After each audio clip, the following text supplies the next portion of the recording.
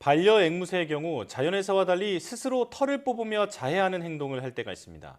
바이러스나 기생충 등의 감염이 문제일 수 있지만 부적절한 식단, 관심 부족 등 다양한 원인이 존재한다고 하는데요. 네, 오늘 슬기로운 펫생활에서는 앵무새가 자해하는 원인과 또 올바른 대처법에 대해 알아보겠습니다. 지금 화면으로 함께 만나보시죠. 재력 넘치는 앵무새 나나. 하지만 다른 새들은 물론 보호자한테까지 공격성을 보인다는데요. 심지어 자기 깃털을 물어뜯는 자해 행동까지 한다는 나나. 과연 이런 문제 행동들을 개선할 수 있을까요? 앵무새의 공격성을 교정하는 법, 슬기로운 펫생활에서 알아봅니다. 오늘의 주인공을 만나기 위해 인천의 한 주택가를 찾은 제작진. 멀리서도 눈에 띄는 한 사람이 보이는데요. 루키야, 어유. 바깥으로 나오니까 좋아? 안녕하세요. 안녕하세요. 이게 왜 어깨에 뭐예요 이거? 앵무새예요, 우리 루키요. 혹시 저희한테 제보해 주신 분이 혹시 선생님이세요? 네, 맞아요. 아, 이게 되게 얌전해 보이는데요? 얘 아니고요. 저희 집에 다른 애들이 또 있어요. 제보자를 따라 집 안으로 들어서는데요. 집안을 가득 채운 커다란 새장들이 시선을 사로잡습니다. 우와, 앵무새들 정말 많네요. 여기 동물들이 뭐 얼마나 있는 거예요? 앵무새 8마리, 강아지 1마리, 9마리. 얘 이름이 뭐예요? 얘 난이요. 나니. 네. 총 8마리 앵무새들과 함께 사는 보호자.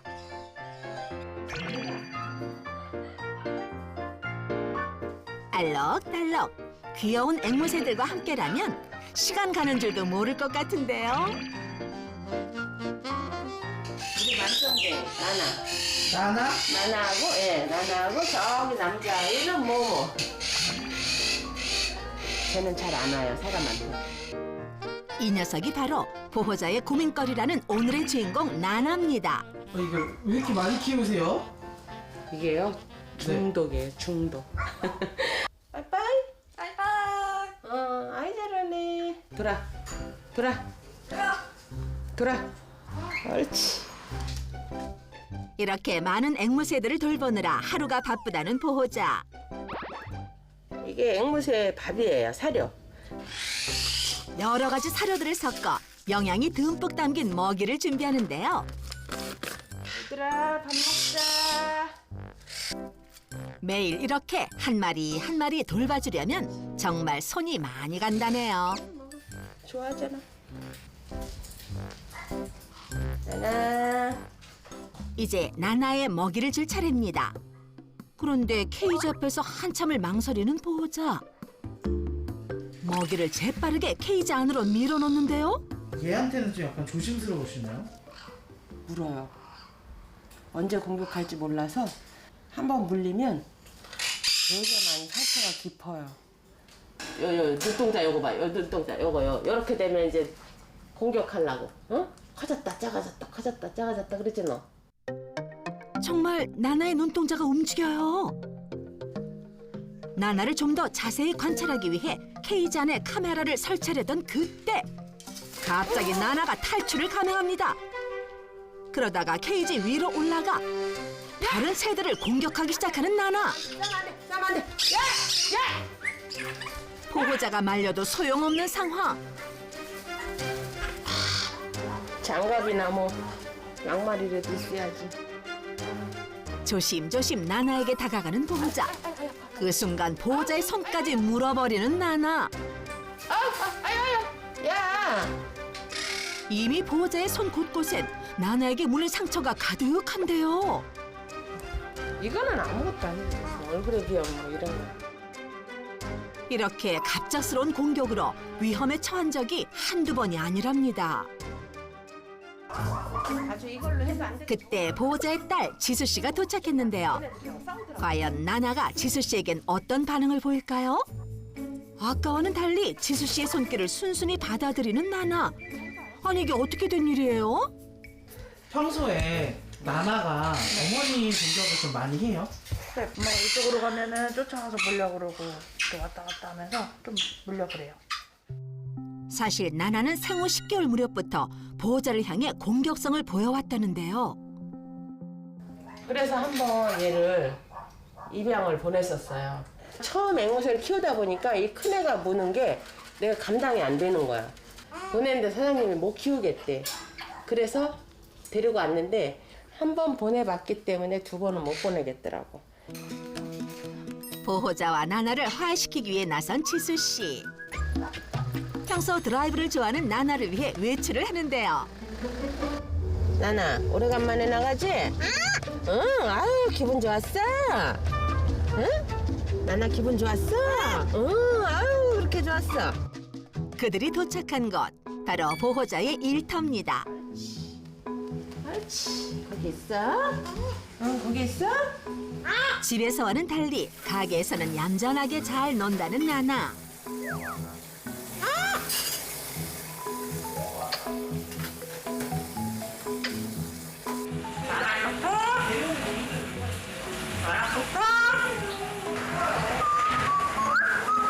어머, 너 지금 휘파람 부는 거니?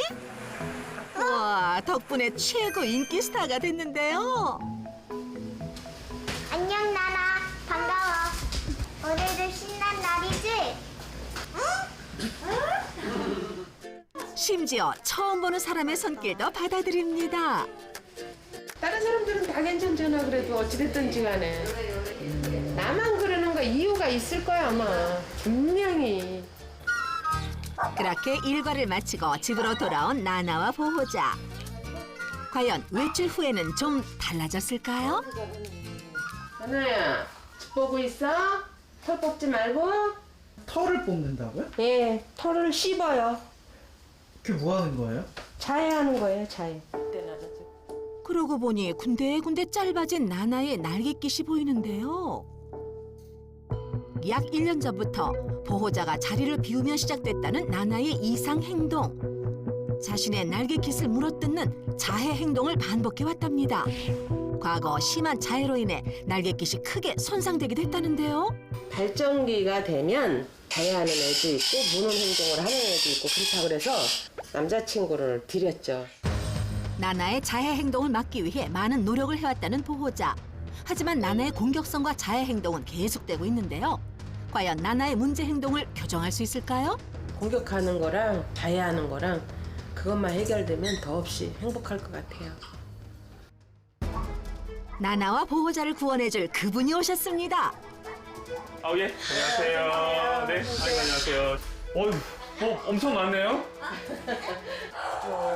사람을 따르지 않는 녀석이고. 얘네들은 바다. 전문가의 눈으로 봤을 때 앵무새들의 현재 생활 환경은 어떨까요? 케이지도 상당히 전반적으로 봤을 때는 국내에서 이제 일반적으로 키우시는 분들에 비해서 매우 좋게, 조금 넓죠? 네, 예. 크게 잘 해놓으셨고. 드디어 오늘의 주인공 나나와 인사를 나눠보는데요. 나나의 케이지를 유심히 살펴보던 전문가. 뭔가를 발견한 모양입니다. 이크레터스는 원래 씨앗을 거의 먹지 않아요.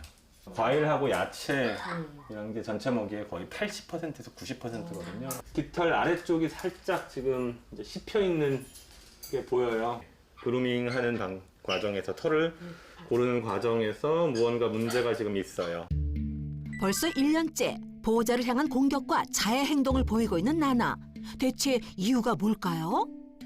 일단 공격성이 가장 심각한 문제인 걸로 인지를 하고 공격성이 왜 나왔는지에 대해서 한번 제가 설명을 드려볼게요. 나나의 입장에서는 내 사랑, 나를 온전하게 지켜줄 수 있는 부모예요, 어머님이. 그런데 새로운 새가 들어오면서 시간을 할애하고 먹이를 주고 쓰다듬어주고 말을 걸고 어깨에 앉는 행동을 했을 거예요. 맞아요. 그럼 나나는 뭘 느끼겠습니까? 그 사랑을 되찾고 싶어요. 그러니까 다른 앵무새에 대한 질투와 보호자를 향한 원망이 공격성으로 전환된 건데요. 야! 따라서 보호자의 딸 지수 씨에게는 공격성을 보이지 않았던 겁니다. 지금 이제 일반적으로 국내에서 앵무새는 사료를 먹는다라고 알고 계세요. 영양적으로도 문제가 될 수 있지만 가장 중요한 것은 앵무새가 원하는 다양성을 충족시키지 못해요. 우리처럼 침이 이렇게 나오지가 않고 앵무새는 이 많이 건조해요. 그러면 저런 형태의 마른 펠렛이나 곡물을 먹으면 어떻게 돼요? 아, 그래서 물 말아 먹는 거. 네, 까끌까끌한 거예요. 나나가 공격성과 자해 행동을 보이게 된 두 번째 원인으로 지목된 건 바로 먹이입니다. 건식 사료 위주의 잘못된 먹이 급여로 인해 스트레스가 유발돼 이상 행동을 보였을 가능성이 크다고 하는데요. 이클렉터스 종인 나나에게는 과일 위주의 먹이가 적합하답니다. 우리 나나, 그리고 나나의 남자친구를 위해서 맛있는 음식을 만들어 볼게요. 단백질하고 비타민 쪽에서 큰 도움이 되는 바나나. 그런데 껍질을 까지 않습니다. 네. 야생의 느낌을 그대로 주기 위해서 네, 그대로 써요. 색색의 과일과 채소를 껍질째 주면 영양가도 높고 나나의 입맛을 더욱 돋을 수 있을 것 같네요. 이제 대망의 계란. 그래서 그냥 통째로. 네. 이클레터스는 과일이 매우 중요해요. 비타민이 풍부한 과일 중심으로. 채소류도 한 줌. 단백질하고 칼슘을 보충할 수 있는 이 먹이를 하루에 2번씩 주신다고 생각하시면 돼요. 새벽에 한 번, 그 다음에 오후 늦게 한 번. 네, 네. 그리고 나머지 펠렛하고 곡물 사료는 20% 정도. 그게 넘지 않게. 올바른 먹이 급여를 위해 전체 먹이의 80%를 신선한 과일과 채소가 되도록 유지해주는 게 중요하답니다. 네. 혹시 요 근처에 키 좀 낮은 소나무가 있을까요? 씹어 먹을 수 있는 장난감이 필요한데 돈 주고 장난감을 사지 마시고 현 단계에서는 제가 준비해 온 게 하나 있고 심용주 전문가가 준비한 방법. 바로 집 주변 나무를 이용해 천연 놀잇감을 만들어주는 건데요. 이 정도면 충분합니다. 새들이 나나가 지루해하지 않도록 솔잎과 잔디를 이용해 케이지한 환경을 풍부하게 조성해 줍니다. 오, 나나도 솔잎이 궁금한 모양인데요. 지금 이제 보시는 것처럼 나나가 바로 관심을 보이지 않습니까? 네네네. 이렇게 되면 자기 깃털을 뜯을 필요가 없는 거예요. 맞아. 가지고 놀 거리가 이렇게 많은데 천연 놀잇감의 경우 점차 형태가 변하면서 나나의 지적 호기심까지 충족시켜줄 수 있다네요. 네, 공격성이라고 하는 부분은 지금과 같이 전환된 공격성, 애정관계에서 나오는 전환된 공격성은 그 애정관계의 구조를 풀지 않는다면 매우 어려워요. 따라서 솔루션이라고 제공할 수 있는 것이 원천적으로 차단되어 있습니다. 일반적으로 앵무새는 짝이 생기면 더 이상 보호자를 섬기지 않기 때문에 훈련을 하기 어렵다는데요. 그래서 나나의 경우 이미 짝으로 맺은 모모와 함께 생활하면서 자연스럽게 공격성이 줄어들길 기다려줘야 한답니다. 다만 보호돔, 지루함에서 발생한 문제들은 방금 제공한 여러 가지 행동 풍부와 그다음에 먹이를 바꾸는 방식 등을 통해서 거의 대부분이 3개월에서 6개월 내로 해결될 것으로 판단됩니다. 그럼 자해하는 앵무새를 위한 솔루션 복습해 볼까요?